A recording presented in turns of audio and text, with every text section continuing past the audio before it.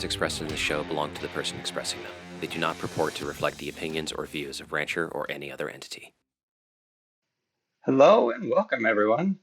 Welcome to episode 2 of what I'm affectionately referring to as Shipwreck's Sunken Treasure, because I spend the week going through one of the tool of the days, maybe many of the tool of the days that Adrian posts, and I spend a lot of time and I allow you guys to learn off of my mistakes and show you the highlights of what I've done over the last couple hours. So thank you all for joining. I'm hoping that the last episode was useful for everybody. Last episode, in case anybody missed it, was on using Helm, creating GitHub Helm repositories, using GitHub Actions. And today's show, as you can tell by the listing behind me, is going to be krew related. So krew, if you're not aware, is the way that you can add plugin extensions to Kubernetes. Krew is going to give you the ability to essentially write something in Go, write something in any language for that matter, dump it into a specified directory, and then make it available to anybody that's running Kubernetes in that user environment. Adrian posted something yesterday in that you don't really need krew to use the extension system in Kubernetes, and I can show an example of that here briefly. But I guess the thing that I want to get through today is to find out, to show you the advantages of using krew, to show you the process, albeit a little bit more involved, to get something going, something uploaded to krew. And I'll take you through a couple of the examples that kind of sent me down this path. So if I switch over to terminal, I'll remember at this time to go back and forth. We have a terminal, and I'm going to use kubectl. Actually, let me go back to the browser, and I'm going to start with my first example. The first example that I'm going to bring up is also something that Adrian mentioned yesterday. I found this when looking at K8smear from Darkbit, and this is just a silly kubectl plugin example that shows you that you can you need to be secure with the way that you're doing kubectl plugins. So this one is just called kubectl-honk. The process is pretty straightforward. Just curl it. That will download the repo, change mods kubectl-honk, and then make sure that kubectl-honk exists in that directory. So I've already gone through the process of installing it. If we go to, let's do an ls la user bin kubectl user bin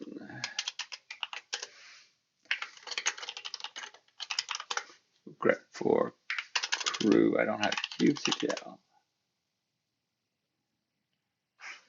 Oh, user local bin.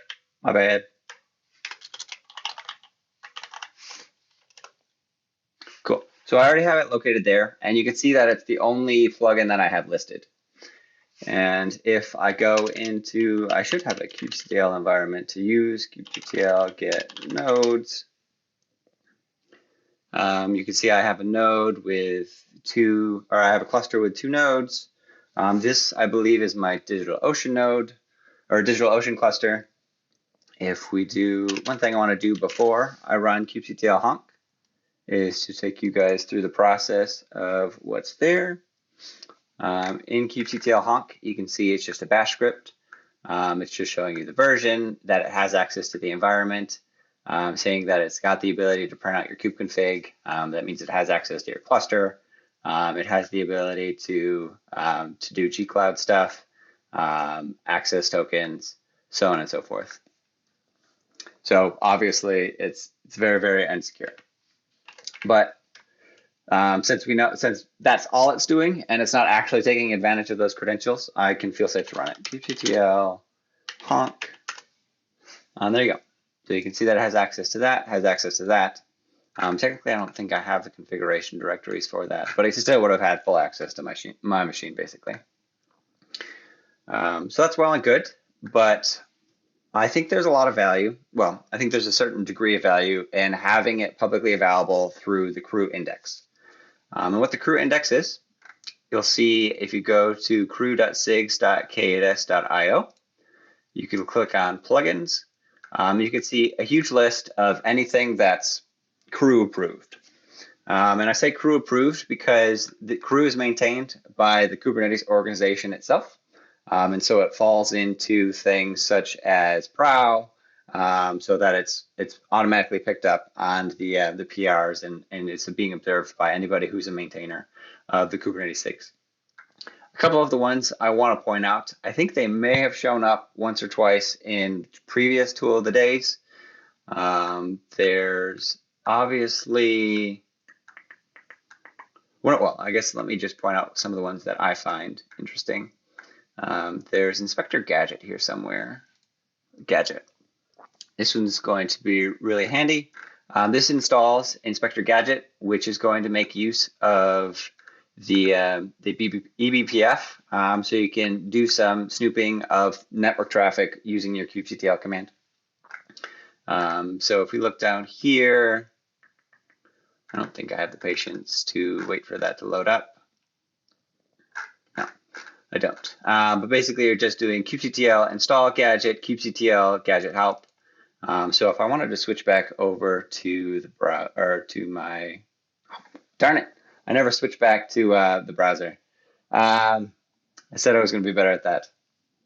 I'm improving, but not very quickly. So if I switch back to the browser, I'll take you back through the plugin index, krew.sigs.k8s.io plugins. Scroll down, you can see I think there's about 100 or so. Click on gadget. That will take you to the inspectl-gadget repo. That's from Kinvolk. And if we go down, we can see that there's a pretty quick and easy install process. That's the main benefit of using krew. If I switch back over to WSL now, kubectl install gadget. Generally speaking, when you install a krew plugin, you'll see a list of things that have changed in the last time you've run krew. You can see up at the very top, new plugins available, Flight, SOCKS 5 proxy, and that I'm installing plugin gadget and the success of that installation. All of this other stuff is encapsulated within the specific krew reference for this plugin. So this is something that if you wanted to submit to krew, you would have to manage and maintain yourself. So they add a link to their documentation. They show you how do you use that plugin, and then they give you some caveats if there's any prerequisites that you need. So if we do kubectl gadget help, like they suggest we should,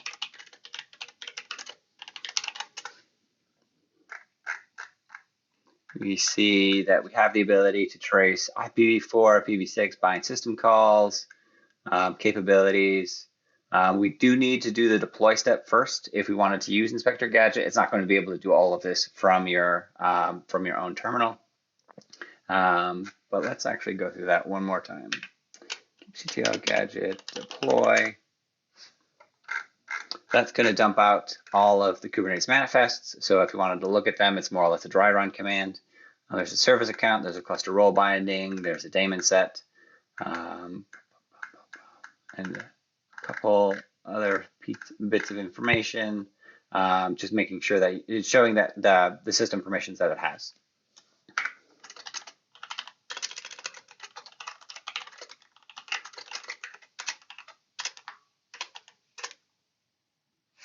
Cool. And so that's one way that you can also get things into your cluster. Other things that you could do with krew are you could do kubectl krew help.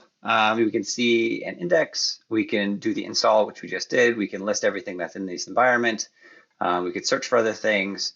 Really, the main advantage of using krew, in my opinion, is the fact that you don't have to bounce back out to the internet. If you're perfectly comfortable working in your shell, then in your shell you can stay.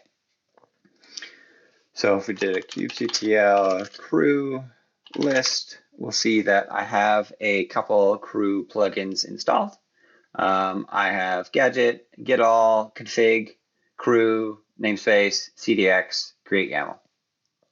Then you can see the versions of each one of those. The one that I wanted to show today is one of the previous tools of the day. And if I switch back to the browser and I go to the right terminal window, you can see there's kubectl-blame. Kubectl-blame we had in a previous show. That's going to make use of managed fields and give you the ability to attribute a change in a Kubernetes resource to a specific account in Kubernetes. I think this tool should get a little bit more visibility because managed fields is something that we talk about as being kind of in the way. I haven't seen too many people that are very excited about managed fields. There's plugins that are used to basically remove them from the output.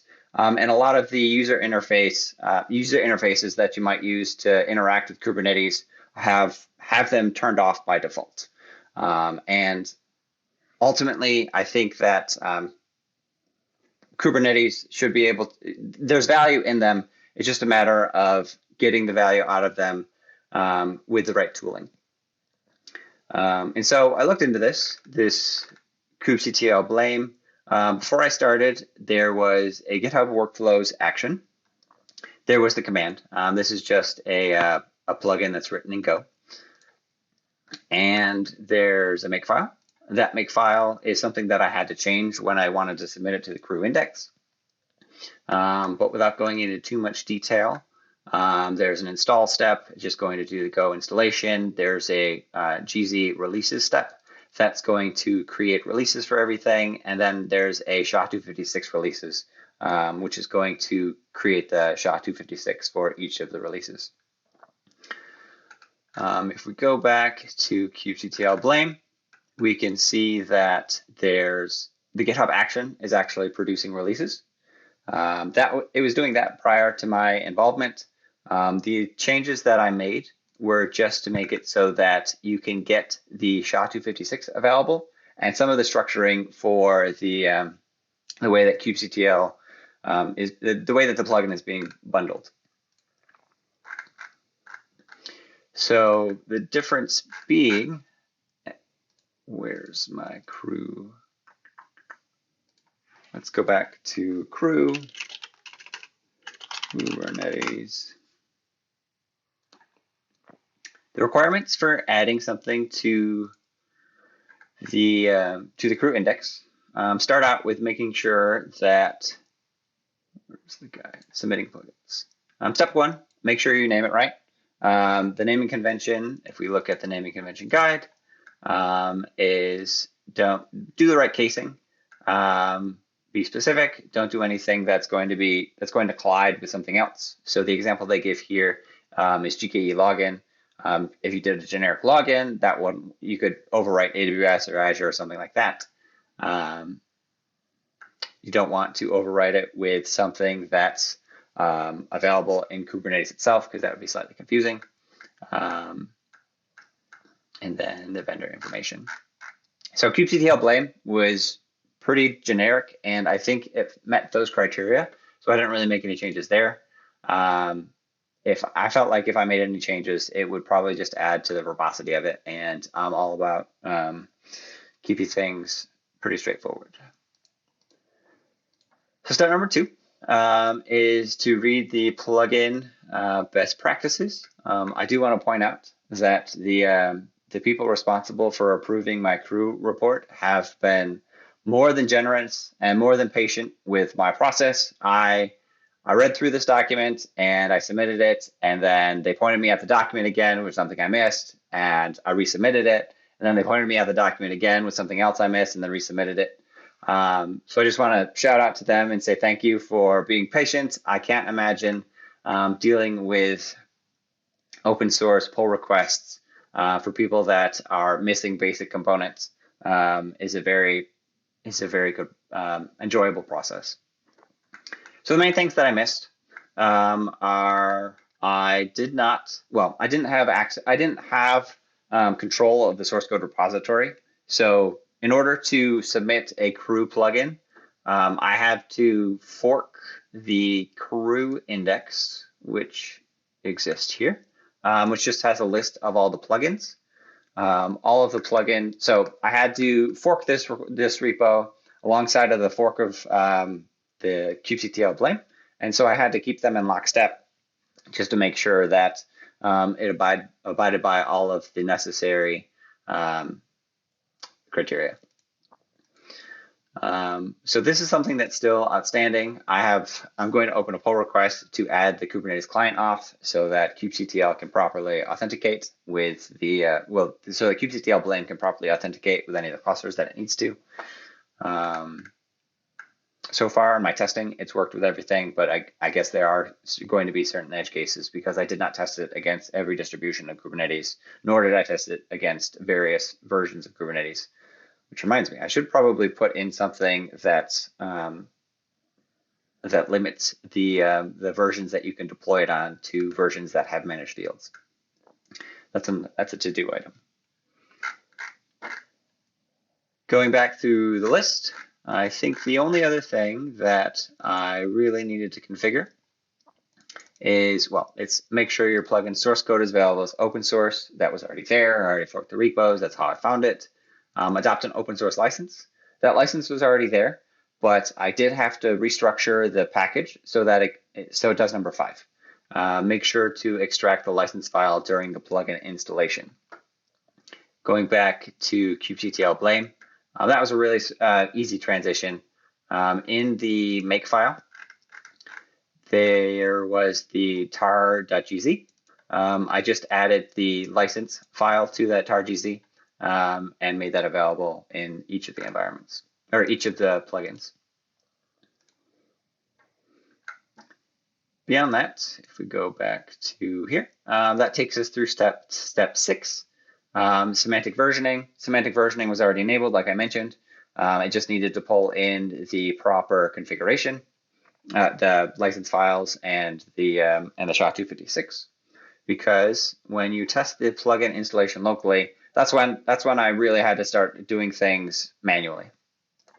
So if you test the plugin installation manually, you can see that it's referring to a specific manifest, foo.yaml. This is when I'll switch back over to WSL and show you what I did with that, how I created that in this environment. So if we go to CNCN, that tool of the day, episode 2, change directory to kubectl-blame. We could see that I've got some cruft in here because I was doing some releases myself. Git reset. I'll look at the, oh wait, this is the wrong directory. I want to go into krew index. There we go. We'll see in the plugins index, this is everything that's publicly available, but the main difference is that there is now a blame.yaml. That blame.yaml is the file I created, and it's got a bunch of configurations in it. So this is going to look very familiar. It's a Kubernetes kind.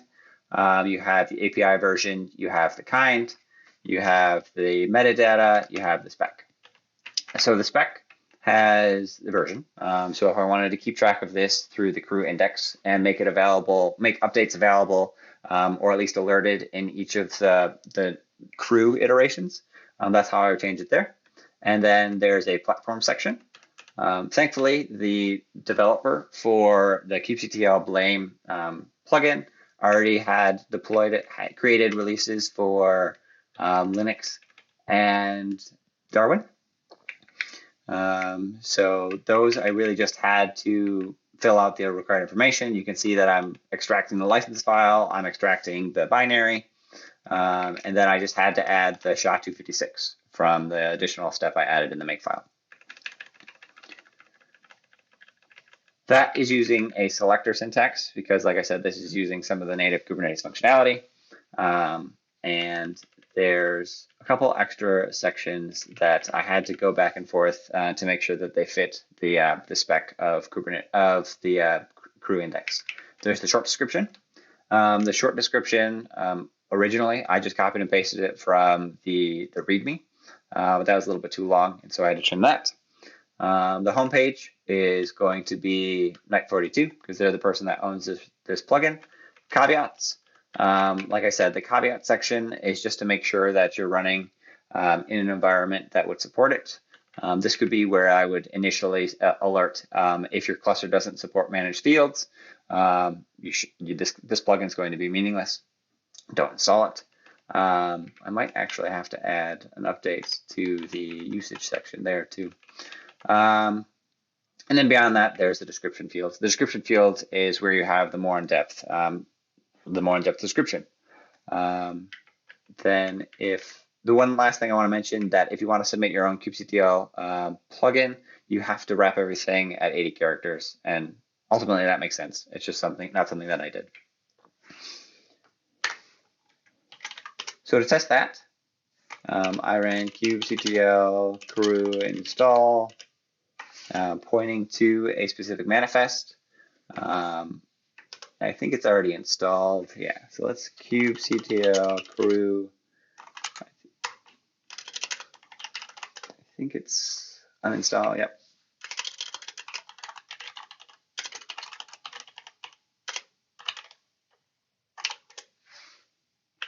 Oh, it's just blame.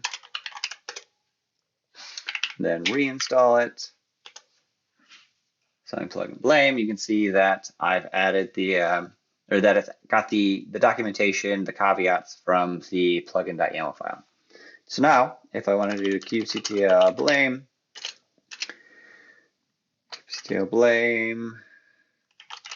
help, you can see the help that's being piped from the plugin itself. Let's blame on one of the things from kubectl-gadget that we just deployed, the daemon set. Kubectl get daemon set. Let's go gadget blame ds.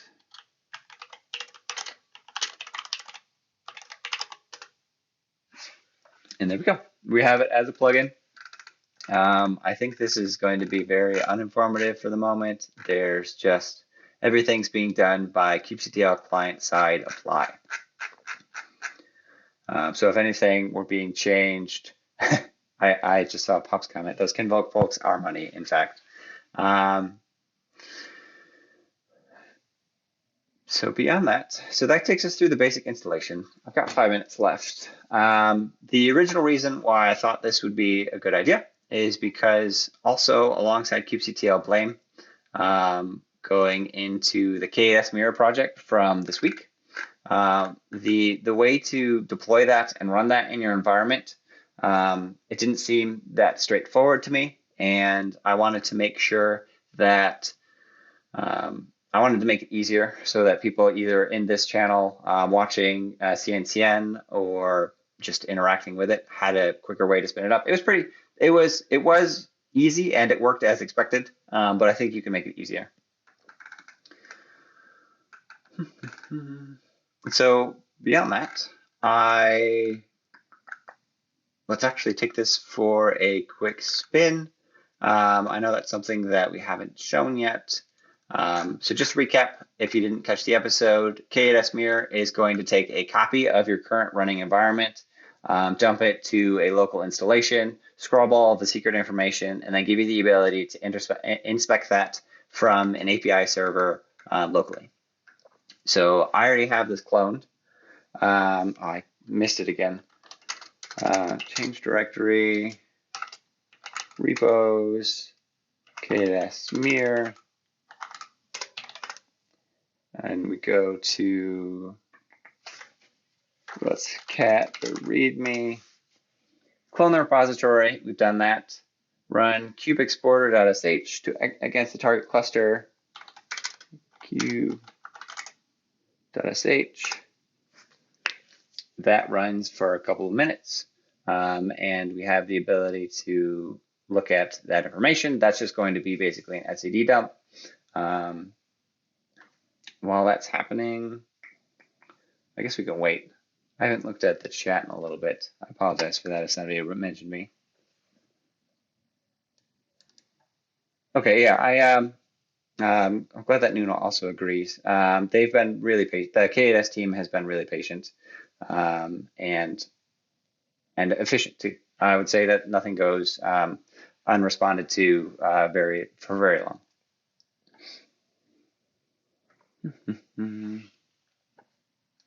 So I guess it's taking a little bit longer than expected. Since it is coming up to the close, I want to, now that I am looking at the chat and making this more of an interactive experience, I want to ask if out of a given set of choices, what you guys would like to see beyond this or for next episode. So the first episode, I focused on making things available with Helm. The next step I made is making things available through Krew. And I think a couple of the other steps that I can help improve upon are given tool of the days that are maybe cloud specific, extending them into other cloud providers. That would be option one. Option number two would be kind of spanning the gap from infrastructure admins to developers. One of the previous tool of the days was kubectl. That was the ability to kubectl was the ability to kind of template out specific resources without having to be a resource specialist. And then option number three would be modifying things that allow for cluster visibility. One of the projects that I've worked on recently was EdgeNet, which was essentially the mega cluster. And that mega cluster had some ideas in it that I think could be expanded upon. And I've been working on lately to use something called node feature discovery to add some node labels that are meaningful in the mega cluster context. So to recap, if you want to add to Discord, add to the YouTube channel, a message that says that you'd either like option A being the cloud agnosticism, making some of the tool of the days more cloud agnostic. Option two, developer focus with kubectl, or option three, which is node feature discovery and making the concept of a supercluster more easier to use. So I'm actually, it's still taking forever to go through the kube exporter. It must be a larger cluster. This is the same experience I had yesterday. So, okay, I guess to wrap it all up, one of the reasons why I don't think this would be a good candidate for a kubectl plugin is that, like I said, it does take a long time. It's generally speaking with a kubectl command, I churn through them at a rate of 100 or so a minute. This would definitely be an interruption in my process, and I think it makes sense to keep this as a standalone project. All right. With that being said, I'll wrap it up. I'm hopeful that this was useful to people. I promise that next time I will be better at switching my windows. I'll keep track of what people in total want to see, and hopefully you guys come and see me next week. I had a great time doing this. Once again, thanks Adrian for allowing me the opportunity to run shows on Fridays. And I hope everybody has a fantastic weekend.